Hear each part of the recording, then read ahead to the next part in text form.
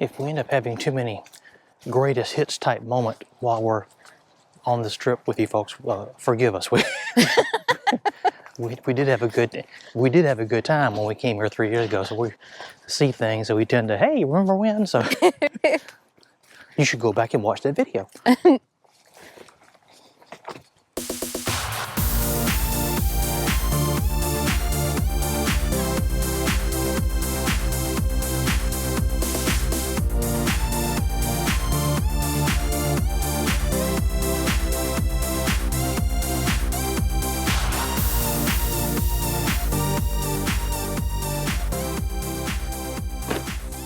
Top of the morning to you. Black Friday, day after Thanksgiving. Hope everybody had a great Thanksgiving. We sure did. In-laws came over and we fed our faces, watched football all day long, like you should do on Thanksgiving Day. We're ready to go, I think. All hitched up. I'm going to do the last little walk around here. We are going to go to Aiken State Park for this post-Thanksgiving weekend. We've been there before. Video right there. Yeah, you can see right there if you were interested. We went there in Falcon 1.0 almost 3 years ago. Everything looks good. I walked around a few hours earlier, but I'm just kind of doing a double check.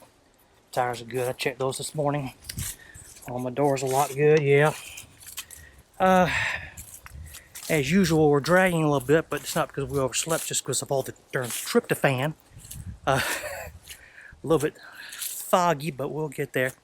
As a matter of fact, kind of wonder if we'll even notice the ride over there. We may even just kind of blink and miss it, and oh, we're here. Aiken State Park, we made it. Told you it's foggy. This is site number 6. As a matter of fact, when we were here almost 3 years ago, we were in site 7, which is right there, and it's about that size of camper too. Falcon 1.0 is probably about that size.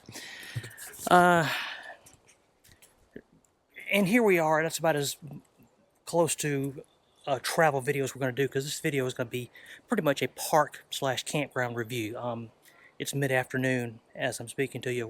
We're going to finish setting up and enjoy this mild late November weather the rest of the evening, do supper.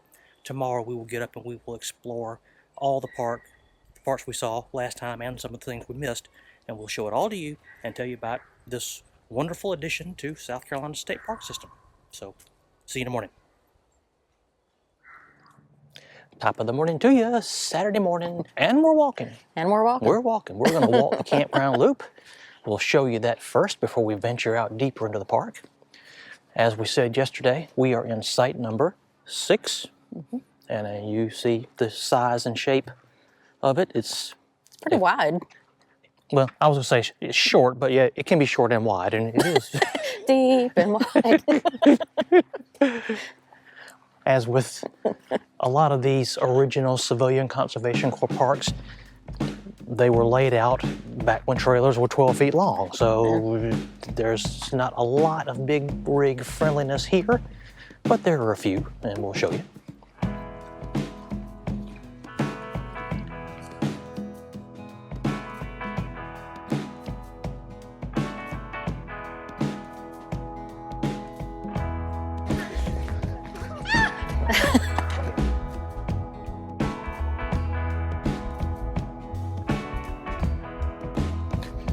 We're on the opposite side of the circle. The campground is a circle, one loop, and we're on the other side from where we are. And these sites are a little bit deeper. You see the couple of fifth wheels that are here. This is the side they chose, and wisely so. It's probably a wise choice to choose the sites on this side of the campground and the teens and 20s for longer rigs, because ours, there are trees in the way, and it makes it a little difficult to back in. You've probably noticed this loop, the circle, is heavily wooded, and they're all big, thick, old-growth pines. They're gonna win if you get in an argument with them. And I mean, we can speak for sure. The 2 times we've been here, it's affected our angle into the spot. We ended up not getting either time, 3 years ago or yesterday, getting exactly where we wanted to go. Yeah. All sites, water and electric, 30 amp, dump station, which we're gonna give you a quick glimpse of.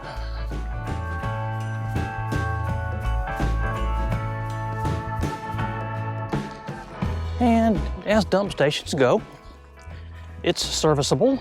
Yep. I see they do allow non-campers to use it, although you'd be really coming out of your way to use it if you're not camping here. Recycling, we like to see that. We've certainly seen bombed out, rustier dumpsters at these places too, so this is nice. As we said, serviceable, but you know, everybody's got to use it, so you should see it. And again, this is one of the original South Carolina parks. And South Carolina, as much as I love my home state, and I love a lot of what South Carolina Parks has done with these parks, there's a long, convoluted political rigmarole about how money, income from these parks is allocated. So not all parks get maintained as well as some others. Aiken is one of them that suffers, and you know, here's an example right here. I'm pretty sure I remember this gouge from when we were here 3 years ago, and it hasn't been addressed. And the roadways, you know, dirt roadways, I don't know how often these get scraped or leveled, but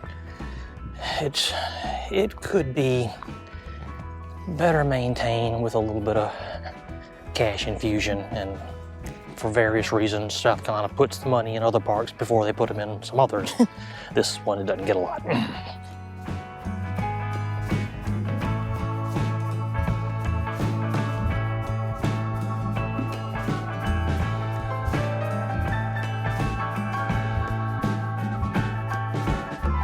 And that's it. We walked the loop. Short and sweet. Short and sweet. 25 sites, I think. Once again, if I'm wrong, I'll correct myself here, but I think it's 25. Oh, we should take a look at the bathhouse. We'll stroll over there. And while we're strolling, I will mention that this trip, we have not, probably won't make use of the bathhouse. We did when we were 3 years ago, and it was like a sauna. They've got hot water, let me tell you, dude. And heat. Well, I'll show you when we get inside. It was nice enough that we don't mind using it.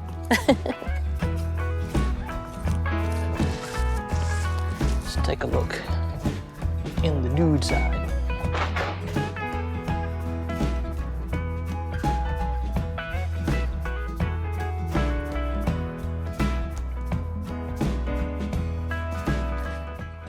And as luck would have it, the campground trailhead is right beside us. Right beside our site. Just like last time.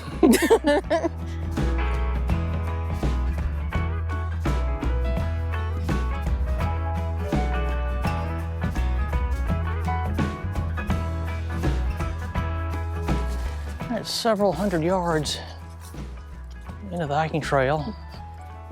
We crossed the park road, but there's this, I guess this is part of the day use facilities, I suppose, these benches. There's no picnic tables or anything, but it's cleared open enough that I guess a gathering of some sort could be here, but I don't remember seeing it marked on the map that that's what it was.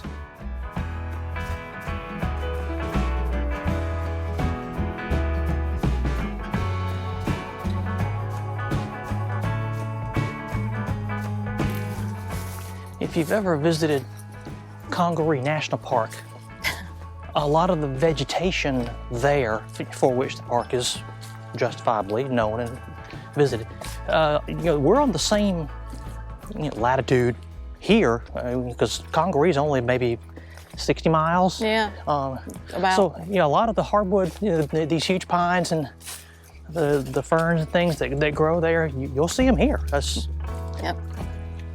Maybe not quite as dense and as it was in prehistoric times, but since this is a review of the park, I suppose I should mention that we've made fun of how the proximity of the trail to the roadway through the park, and as pretty as a trail this is, I mean, we've enjoyed it the 1.5 times we've done it. it does, you're walking along and it's peaceful and you're taking in nature, and then all of a sudden you hear a vehicle 60 yards away, and it does kind of take you out of the moment a little bit. You'd think this park being over 1,000 acres that there'd be a way to route the trail in such a way that it wasn't as obvious to vehicles going past, but there you go. All right, now we're coming up on one of the 2 boat ramps in the park. As you can see, kayak canoes available. If you are so inclined, you can bring 2 vehicles, leave 1 vehicle at the other ramp, come up here, put your canoe, kayak in, and go 1.5 miles, 1.75 miles down the Edisto River to the other ramp. Put out. Put out, and then get back in your vehicle, come over here, get your other vehicle, and go home. Oh, and the Artesian Spring. We should show you the Artesian Spring.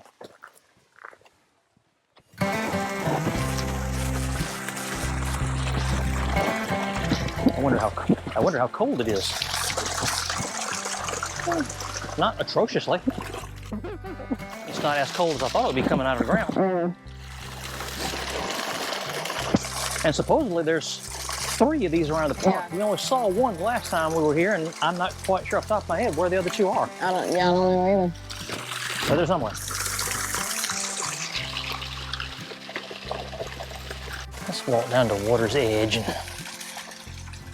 give you fine folks a look at what black water rivers look like. But this is the Edisto River. And this is where you would put in your boat kayak here at the park, like those folks just did. And take out 1.7 miles down That away somewhere. that way. Longest black water river in North America. Right here in South Kakalaki. And right now it's a little low. Coming up on the fishing pond. I don't know how much fishing goes on late November, almost December. But this is specifically for that purpose. And there's a picnic shelter back in here. So you can make a full day of your fishing excursion. If you're into that sort of thing. And it's okay if you are.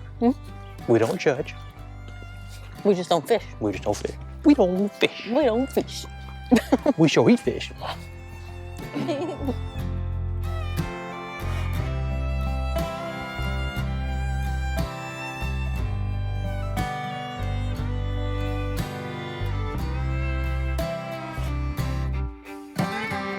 Now I wish I would have brought a picnic. Some lunch would be great right about now. Well, we're gonna hop back on the trail, head to the campground, do a bite of lunch, and then we will pick back up with you guys then, and we'll show you like the park office side and some of the day use facilities. So stay tuned. One hearty lunch later, we've driven over to see where this takeout dock is, the other boat ramp, canoe, kayak put in we were telling you about. You get what I'm trying to say. And this, well, first of all, back over here, this is Cabin Lake. This area is for primitive camping. You see some folks back over there. And I think there's fishing allowed on Cabin Lake too, because we've seen some boats for rent. Yeah, so take a closer look at the lake.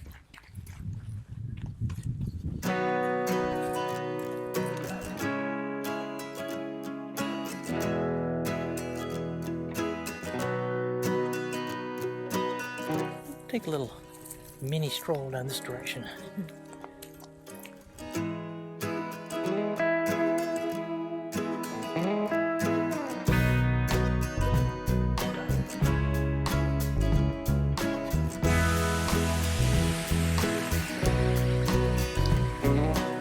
If we had another day here, I'd be willing to, hey, let's just keep walking. Yeah. But we've only got today and we're running out of daylight, and we still need to show these folks the day use area up there at the park itself, the playground, all that jazz. So I think we need to just tell you folks, hey, there's more here to explore if you come and do the exploring, but we don't have time to do it right now. So back out we go towards the heart of the park. Maybe that takeout ramp is here. Across from the canoe park. Yeah, that would have been logical. Because they have contraptions for holding watercraft, and they have water access here.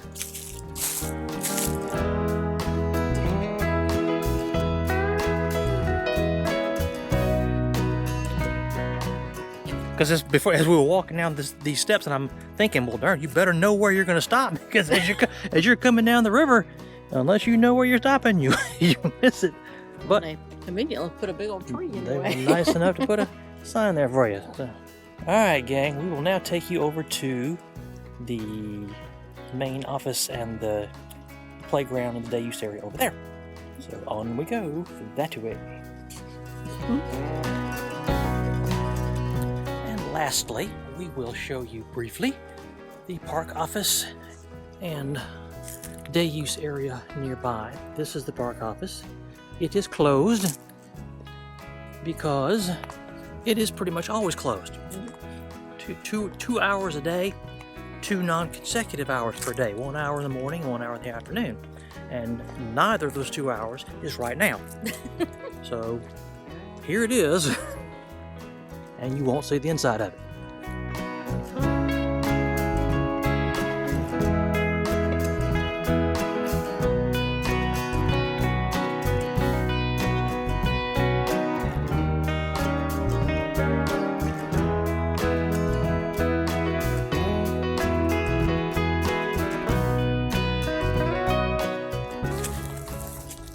We're going to walk over here to the day use area parking lot, so you'll kind of see things as you would if you were coming here for day use.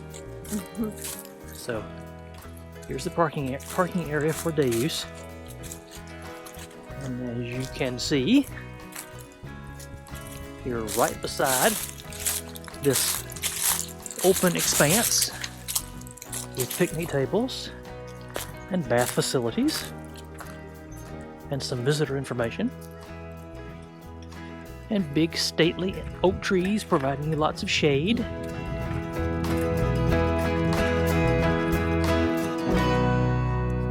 very nice relaxing area. Sunday afternoon picnics.